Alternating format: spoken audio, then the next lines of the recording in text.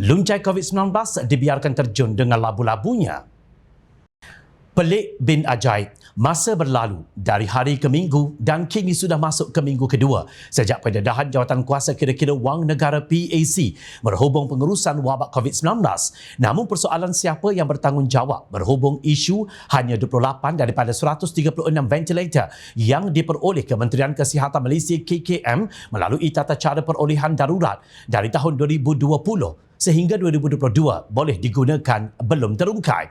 Menurut PAC, ketiadaan perjanjian bertulis antara KKM dan Farman Niaga Logistik Sdn Bhd PLSB menjadikan si luncai yang melakukan transaksi tersebut boleh terjun menyelamatkan diri dengan labu-labunya sambil tersenyum gembira. Demikian jika kita menggunakan analogi si luncai yang berjaya memperdaya pegawai-pegawai untuk melepaskan dirinya. Jelas PAC ketiadaan perjanjian bertulis itu menyebabkan tiada mana-mana pihak boleh dipertanggungjawabkan untuk diambil tindakan berhubung kegagalan 104 atau 104 unit ventilator tersebut. Bekas Menteri Kesihatan Khairi Jamaluddin berkata beliau tidak boleh bertanggungjawab terhadap kejadian tersebut kerana ia tidak berlaku semasa era pentadbirannya. Perolehan ventilator ini pada tahun 2020. Saya menjadi Menteri Kesihatan pada Ogos 2021, katanya dalam episod terbaru podcast Keluar Sekejap. Beliau ketika itu menerajui Kementerian Menteri Sains, Teknologi dan Inovasi yang juga Menteri Penyelaras Program Imunisasi COVID-19 Kebangsaan atau PICK. Dalam kenyataan yang dikongsi oleh portal Malaysia Kini itu, Khairi menegaskan beliau akan bertanggungjawab terhadap persoalan berhubung perolehan vaksin yang didakwanya dilakukan mengikut peraturan. Saya tidak mahu memberi alasan untuk mewajarkan pembaziran, tetapi saya hanya ingin menunjukkan bahawa banyak negara lain juga melakukan perkara yang sama kerana apa yang penting semasa wabak itu kita mendapat bekalan yang mencukupi dan bukannya mengalami kekurangan. Dalam isu hidup dan mati, saya bertanggungjawab. Anda tidak ada di dalam bilik ketika keputusan ingin dibuat. Saya ada di sana dan saya tahu apa yang saya lakukan dan saya boleh menjawab kepada PAC. Tegas Khairi seperti dipetik. Februari lalu, Khairi dipetik utusan Malaysia sebagai berkata bahawa setiap pembelian vaksin COVID-19 dalam tempoh pandemik dibentangkan di Kabinet dan dalam pengetahuan Jabatan Peguam Negara AGC. Mengulas mengenainya, Menteri Kesihatan hari ini Dr. Zaliha Mustafa berkata, kita ambil maklum isu ini dan akan lihat sama juga seperti perkara lain termasuk perolehan vaksin COVID-19. Ini kerana perolehan ventilator berkenaan diperoleh ketika darurat yang mana kita boleh lakukan pembaikan perkara itu, katanya, seperti dipetik Berita Harian 19 Februari.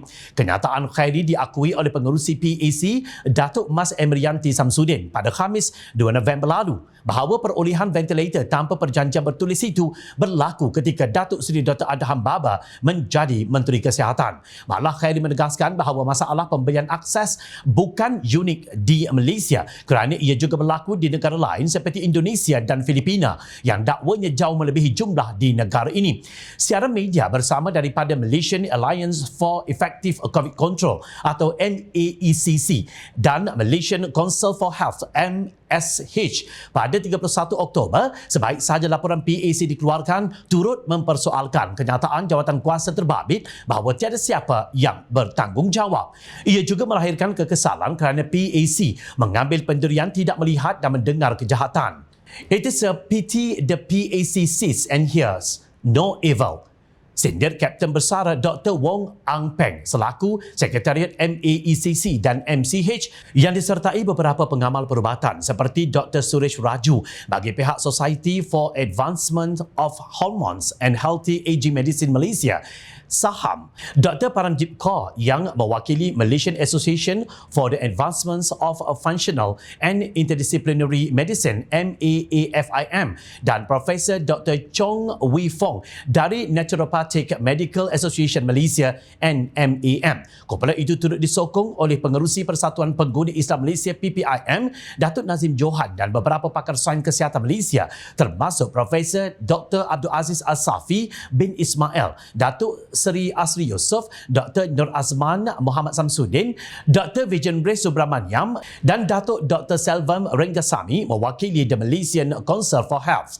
Membeli alat ventilator dan vaksin kedua-duanya untuk untuk urusan menangani wabak COVID-19 bukan seumpama membeli ubat batuk di farmasi. Dalam keadaan negara berdepan dengan hutang 1.5 trilion ringgit, isu yang dilaporkan oleh PAC berhubung kerugian 505 juta ringgit akibat 8.5 juta dos vaksin COVID-19 luput tarikh dan 104 mission ventilator iaitu 80% yang gagal berfungsi tidak boleh dibiarkan. Dakwaan Khairi bahawa pembelian berlebihan vaksin diluluskan oleh Kabinet membawa maksud perolehan ventilator yang rosak itu juga diluluskan oleh kerajaan Tebu Atap itu. Menuding jari kepada Adham Baba atau penggantinya Khairi Jamaluddin tidak akan membawa kembali wang rakyat yang hilang atau mampu menegakkan keadilan kepada keluarga mangsa COVID-19. Membandingkan dengan situasi di negara lain tidak akan dapat menjustifikasi kerugian yang ditanggung negara. Kerajaan Perpaduan Madani tidak boleh sekadar ambil maklum. Ketua Kerajaan Tebu Atap yang menggaji Kabinet bersaiz XXXL ketika kejadian mesti menjawab isu ini. Kita sebagai rakyat tidak sekali-kali harus membiarkan si luncai terjun dengan labu-labunya yang berisi harta haram untuk membina mahliganya di atas pusara bangsa COVID-19. Sungguh, kita tidak tahu entah apa lagi jerangkung yang akan muncul dari Kabinet Langkah Syaratan yang penuh misteri itu.